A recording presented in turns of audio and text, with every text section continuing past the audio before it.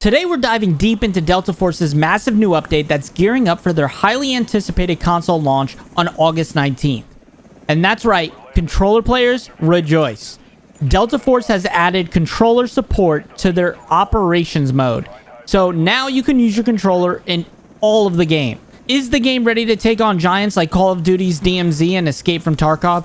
Let's break down everything you need to know fast. Delta Force isn't exactly new. It has deep roots going back to the late 90s, originally known for realistic tactical gameplay. This revival through operations signals a return to form, offering both nostalgia and modern innovation.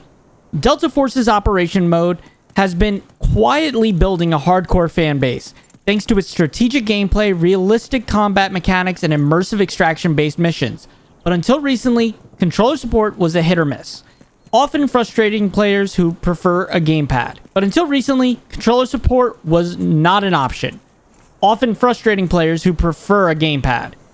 With the latest update, official controller integration aims to level the playing field and prepare the game for console players, setting the stage for full crossplay between PC and console when it releases on August 19th. But let's be clear, there are still some bumps in the road. Controller support, while improved, still faces minor glitches and input issues, especially in inventory management and precise aiming scenarios. Devs acknowledge these concerns and promise regular updates, especially as they approach the console launch. Interestingly, Delta Force devs have already confirmed future content updates, promising new maps, enhanced modding capabilities, and even seasonal events similar to those seen in popular live service games. They've already added a bunch of new maps to their war mode, and this has been a lot of fun playing when you're trying to get your warm-ups in, and reminds me a lot of Battlefield. Before we go deeper, if you're enjoying this breakdown and want more insights in the latest games and updates when it comes to FPS, whether that's Call of Duty, Battlefield, or even Delta Force, make sure you guys hit that like button and don't forget to subscribe. Your support helps me bring you the content that you love, and subscribing ensures that you'll never miss an update or comparison. Now let's keep going. So how does Delta Force stack up against DMZ and Tarkov? Firstly, Delta Force is carving out its niche as a mid-ground option. It takes Tarkov's realism and blends it with DMZ's more accessible gameplay. The inventory system in Delta Force is complex, resembling Tarkov's meticulous item management, but without being overly punishing. Unlike Tarkov, you won't spend 10 minutes rearranging your backpack, but you'll still face critical decisions about what gear to extract or abandon. Combat-wise, Delta Force leans into realistic gunplay, featuring recoil patterns, bullet drops, and damage models that reward tactical engagements over run-and-gun gameplay. This realism aligns closer to Tarkov than DMZ's arcadey Call of Duty-style gunfights. However, Delta Force does adopt some of DMZ's quality-of-life improvements, like simpler extraction process and more forgiving death penalties. This makes it appealing to players intimidated by Tarkov's punishing mechanics. Additionally, Delta Force uniquely implements environmental interactions like destructible cover and dynamic weather effects, adding strategic depth not found in DMZ or Tarkov. These mechanics make engagements more unpredictable and engaging. I myself could never get into Tarkov, especially since there was no controller support. Delta Force seems to be that middle road now. Delta Force mission structure hits a sweet spot for me between DMZ's straightforward tasks and Tarkov's intricate quests.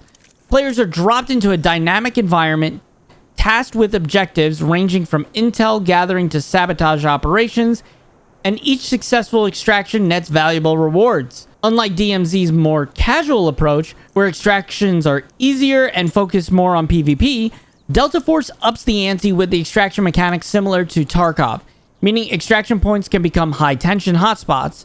Still, the extraction isn't brutally challenging, as Tarkov's often camped exfil points, creating a balanced and satisfying experience. In the gameplay you're watching, I am playing on one of the easiest maps in the game right now, but I promise you, it is not too bad.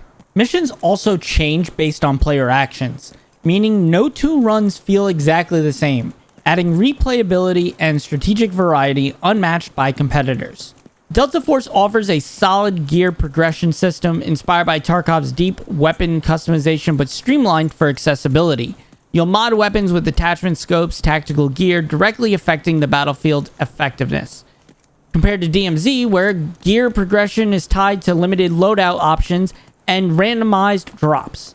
Delta Force offers a more consistent and meaningful progression, rewarding skilled and strategic play over mere luck. Tarkov still reigns supreme in raw depth and complexity. Hardcore players are looking for extensive weapon modding and ultra-detailed armor systems will find that Delta Force lighter, but still satisfyingly detailed.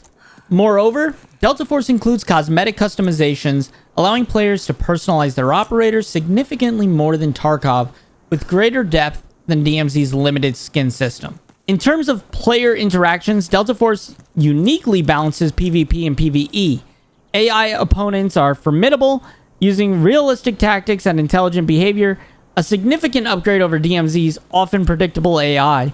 And Tarkov fans will find similarities in the AI's tactical behavior, but will appreciate the less punishing environment, offering more opportunities to recover after encounters. The matchmaking system in Delta Force is also uniquely designed to match players based on tactical proficiency, ensuring matches feel fair and competitive without punishing newer players. Now, I've been someone that has always been an advocate against skill-based matchmaking, but this is one of those rare places where I think it fits pretty well.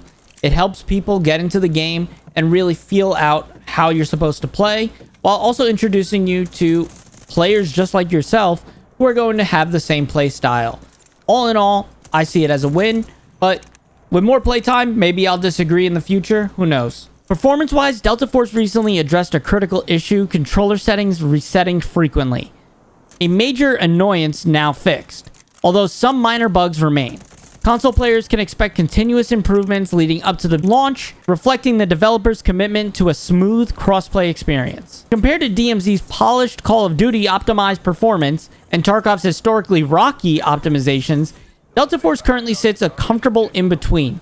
It's stable and improving quickly, promising a solid experience at launch. Delta Force devs are also notably transparent, regularly communicating through forums and social media, something players of Tarkov have often found lacking, enhancing community trust and engagement.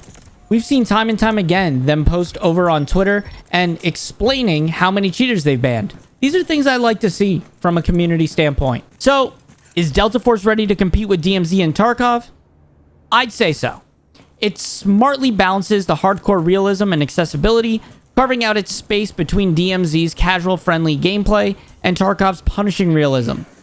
Controller support puts it in a whole nother league, and opening the doors for crossplay gives a wide audience for console and PC players alike. If you've been craving an extract shooter that combines strategic depth and accessibility mechanics, Delta Force might be exactly what you're looking for. So mark your calendars for August 19th. Thanks for watching, and I'll see you guys in the next video.